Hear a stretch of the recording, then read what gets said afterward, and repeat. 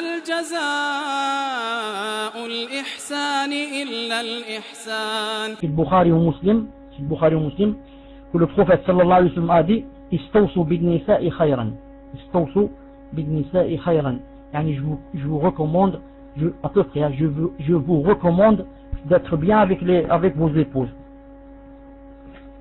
ou bien avec les femmes en général, ou bien plus précisément avec qui? Avec vos épouses. Istawsu bin nisa'i khayran fa inna al-mar'ata khuliqat min dila', car la femme a été créée d'une côte. La femme a été créée d'une côte. Wa inna a'waja shay'in fi ad-dila' a'lah, et la chose la plus tordue, dans la côte, c'est le côté haut, c'est le côté haut. فإن ذهبت تقيمه كسرته. Si toi on te donne une côte, tu vois qu'elle est tordue, tu dis attends, surtout c'est beaucoup plus tordu par en haut, je vais essayer de rendre cette côte comme ça normale, direct, au lieu que ça soit courbé, je vais essayer de pour qu'elle soit par exemple droite, elle soit droite comme une règle par exemple.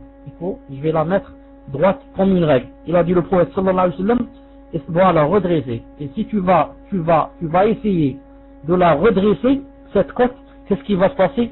Tuksero, la sorte, tu vas casser la côte à cause de l'angle, tu vas la casser. Si tu la laisses, lam yazal awaj, la côte restera toujours tordue. Donc je vous recommande d'être bien avec des femmes. Dans un autre hadith, dans un autre hadith muslim a plus précisé, qu'est-ce qu'il a dit? Il a dit que le prophète sallallahu alayhi wa sallam a dit, si tu veux le redresser, ou bien la redresser, tu vas la casser, et son cassement c'est le talaq, son cassement c'est le divorce. C'est pour ça que les ulama disent le plus intelligent des musulmans, et qui connaît ce hadith, il sait qu'il y a ce hadith, donc qu'est-ce qu'il va faire? Il va se dire, donc il n'y a pas de moyen de vivre une vie bien avec son épouse, une vie parfaite, que d'accepter qu'elle a été créée d'une côte tordue.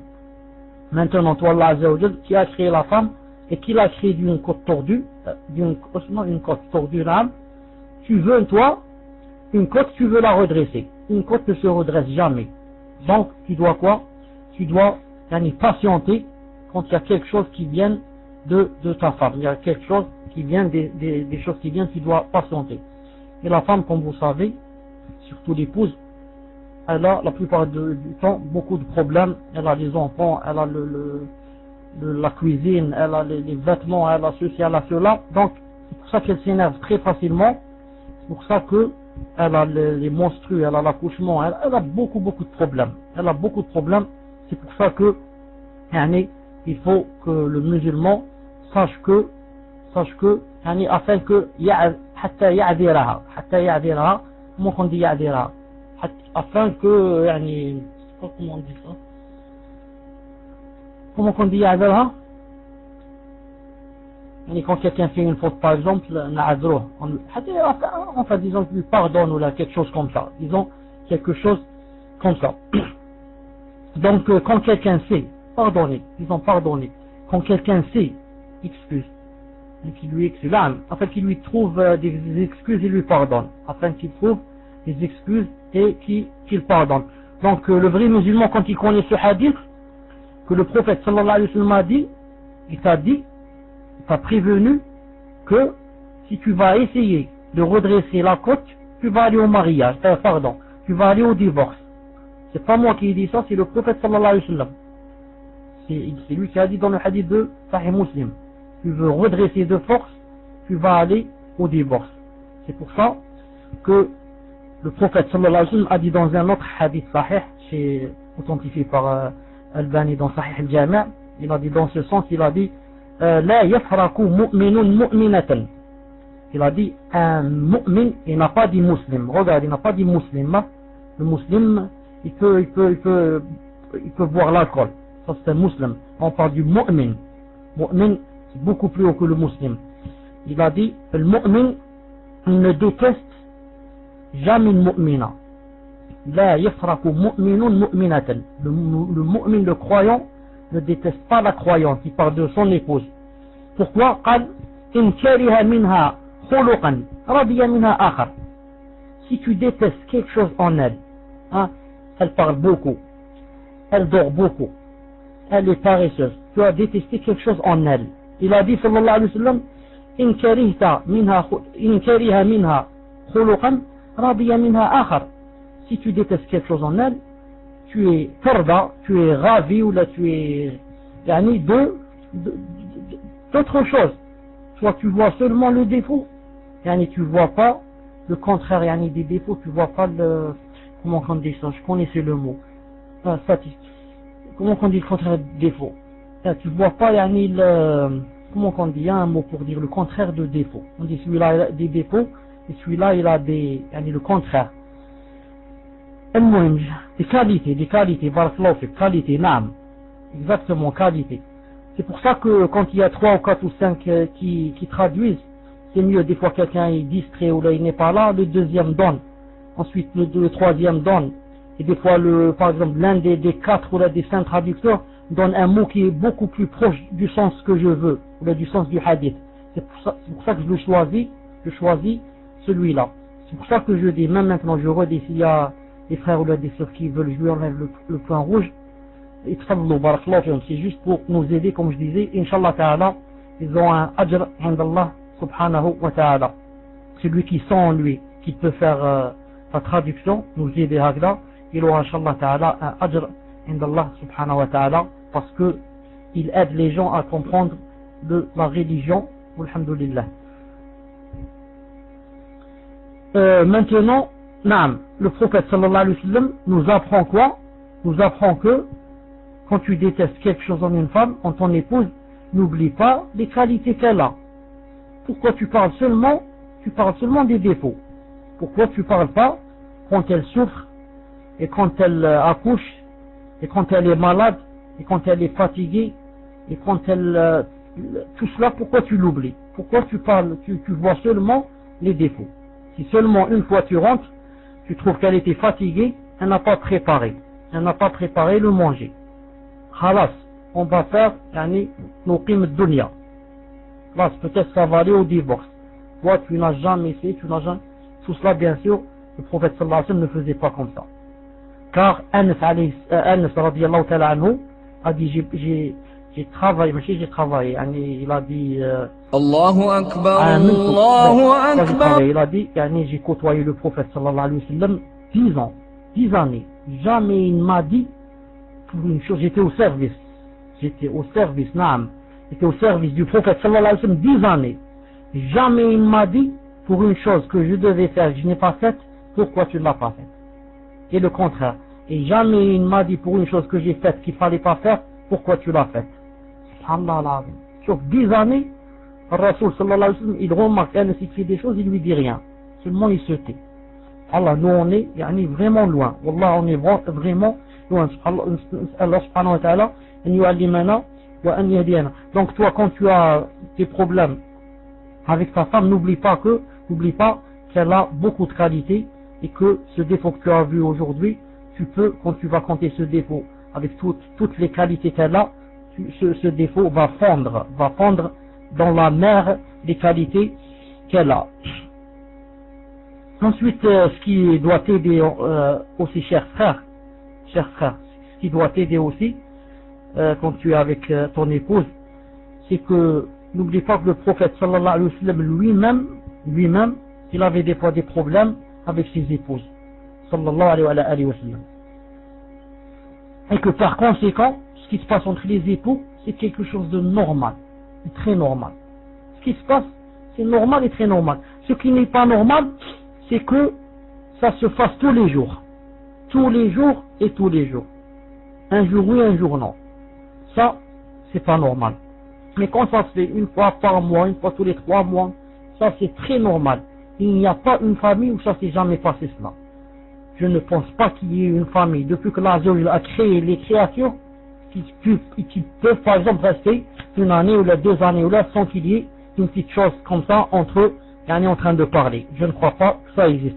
C'est pour ça que le prophète sallallahu alayhi wa sallam, comme dans un hadith sahih de Bukhari, une fois, ses épouses l'ont énervé, il a dit, je crois même qu'il a juré, il a dit, je ne rentrerai pas à la maison, un mois. Je ne rentrerai pas à la maison un mois. Ensuite, qu'est-ce qu'il a fait? Il montait au premier étage de la mosquée. Il y avait pas un étage comme aujourd'hui, il y avait une petite échelle, il montait sur l'échelle, et il y avait comme une petite chambre, si on peut dire, comme ça, avec le qsabba, je sais pas comment on dit le qsabba là, il y avait une petite chambre, il restait là-bas, il descendait pour faire la prière, et il montait là-bas, parce que ses femmes, ses épouses, radiyallahu ta'ala anhunna ajma'in, lui ont demandé, une nafaqa, toutes les femmes ont de l'or, etc., etc. Elle-même, il a dit que je ne rentrerai pas un mois à la maison. Ensuite, lorsqu'il est rentré, le mois s'est terminé, il est rentré, sallallahu alayhi wa sallam, Aïcha radiyallahu ta'ala anha, lui a dit, pourtant, tu avais dit, je reste un mois, alors que tu n'es resté que 29 jours. Subhanallah al-Azim, elle veut lui marquer un point. Tu as dit, je reste un mois, tu n'es resté que 29 jours. Alors le prophète sallallahu alayhi wa sallam lui a dit, certes, j'ai dit un mois. Et ce mois a 29 jours. Parce que les mois en arabe, ils ont ou bien 29 ou bien 30, il n'y a pas 31. Donc elle a voulu lui marquer un point, c'est lui qui a marqué. Il a dit non, j'ai dit un mois, ce mois c'est 29 jours. C'est toi, qui t'est trompé. Subhanallah al-Azim, chouf Aïcha radiyallahu ta'ala, qu'est-ce qu'elle lui a dit? Radiyallahu ta'ala anha wa anhunna ajma'in. Donc, ça s'est passé au prophète sallallahu alayhi wa sallam. Donc, toi et moi, comment veux-tu que ça ne nous passe pas des choses comme celle-là? Alors, le prophète sallallahu alayhi wa sallam, au point qu'il est sorti un mois. Et une fois, le prophète sallallahu alayhi wa sallam est rentré à la maison de sa fille, Fatima, radiyallahu ta'ala anha, il cherchait Ali, son gendre et son cousin. Son gendre et son cousin, il l'a pas trouvé. On lui a dit que il s'est énervé avec Fatima radiyallahu ta'ala anha, elle l'a énervé, ils se sont disputés, il est sorti. Donc le prophète sallallahu alayhi wa sallam est allé à sa recherche, il est allé directement à la mosquée. La mosquée autrefois n'avait pas de tapis, etc. C'était du sable. Il l'a trouvé endormi, ça joue contre la terre, Torab, ça joue contre la terre. Le prophète sallallahu alayhi wa sallam lui a fait comme ça avec son pied, il lui a dit lève-toi Abu Torab, il voulait plaisanter avec lui, lève-toi Abu Torab. Quand quelqu'un a une chose, il l'a fait tellement là, on dit Abu plus cette chose, tellement toi tu as de Torab, de terre sur ton visage, Abu Torab, Abu Lahab, tellement il va avoir de feu, Abu Lahab. On dit d'une personne, celui-là c'est un Abu Dinar, il aime beaucoup l'argent, celui-là c'est un Abu Dollar, etc. Donc Ali radiyallahu ta'ala anhu aussi a eu des problèmes, il est parti dormir à la mosquée. Je dis pas à mes frères s'il se passe quelque chose, ils vont sortir un mois, ils vont dormir à la mosquée. Je suis seulement en train de vous dire que ce sont des choses normales et qui arrivent à tout le monde. C'est pas dès qu'il se passe quelque chose, tu vas dire je vais divorcer. Dès qu'il se passe quelque chose, tu vas divorcer.